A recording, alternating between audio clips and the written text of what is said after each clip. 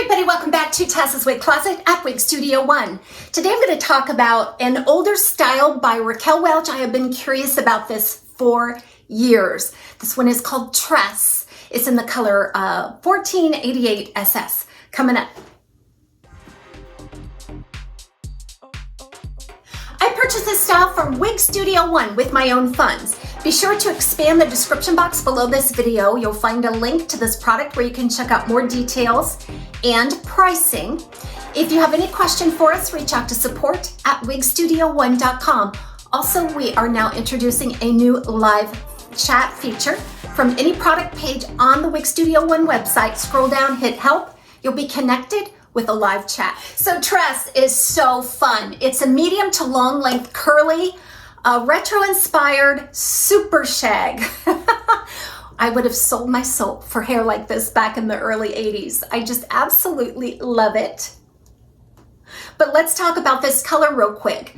This SS1488. Now this is one of Raquel Welch's legacy styles. It is not heat friendly. It's the Vibrolite fiber, which is the regular Kankalon synthetic. And the color options on this style, there's some that I had never even seen before. And there's quite a few options as well. This one is basically a medium gold blonde base shade with some pale gold blonde highlighting and a medium gold blonde root.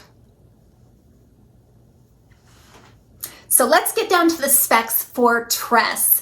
There's about a 5-inch bang piece and it's rather curly. So to me, I don't think it reaches 5. I think it just scoots right around the eyebrow, kind of back into the style.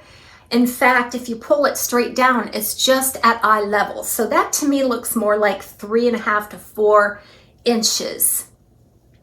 On the sides though, it kind of goes around the face and eyes with a little bit of fringe. So that probably reaches about 5 inches right there on the side. But it does stay out of the eyes very nicely. And if you wanted to trim in a straight across bang, just something a little shorter, I think it would look great.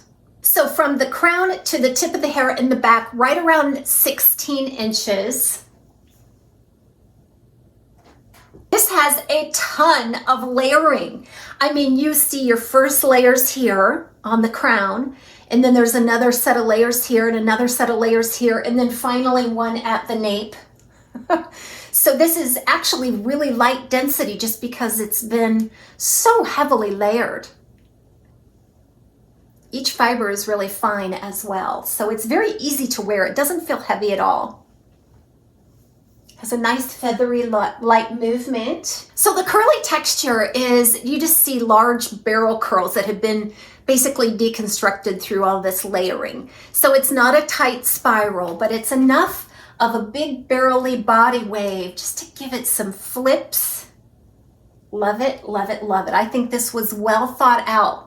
For those that like styles like this is definitely one to have in your wig closet. I see now how a style like this could eventually give way to the mullet styles, party in the front or business in the front, party in the back, that kind of thing, because this kind of reminds me of the old mullets.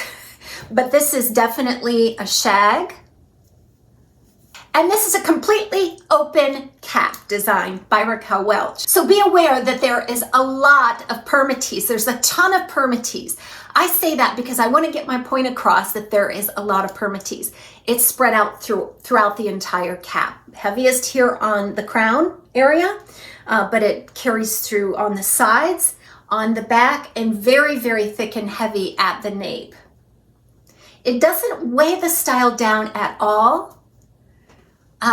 And I think the reason why they're getting away with such a fine texture and light density is because of that permatease propping up these layers and curl. Like I said, I think this style is just one that really can use this type and amount of permatease.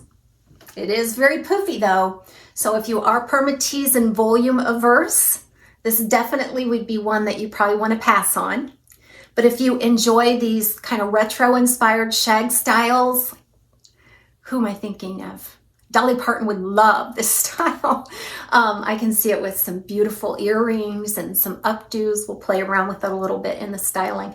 But I mean, you can see where it's just been taken down so much with this layering that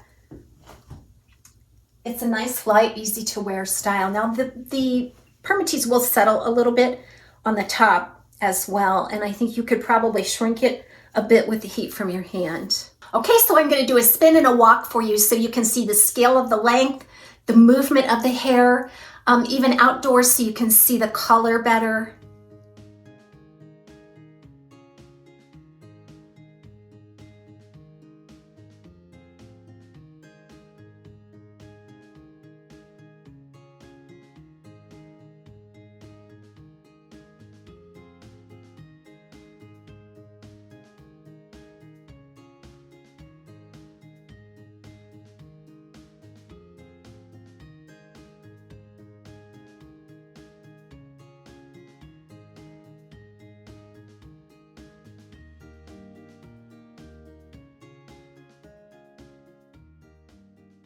Inside look at the cap for Raquel Welch's Tress. This is a completely open cap.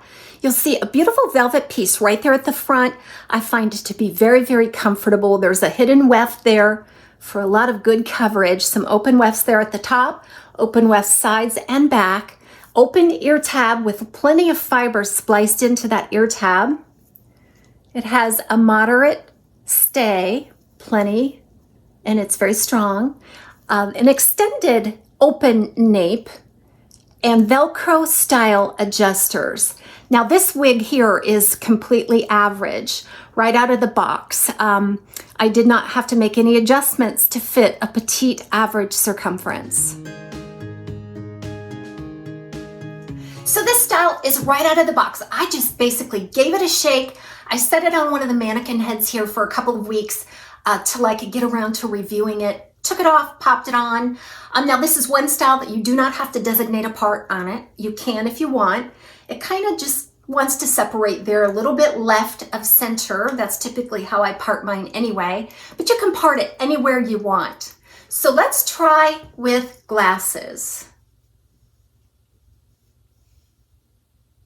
Okay, I'm getting my best and most secure fit when I slip the arms of the glasses underneath the ear tab.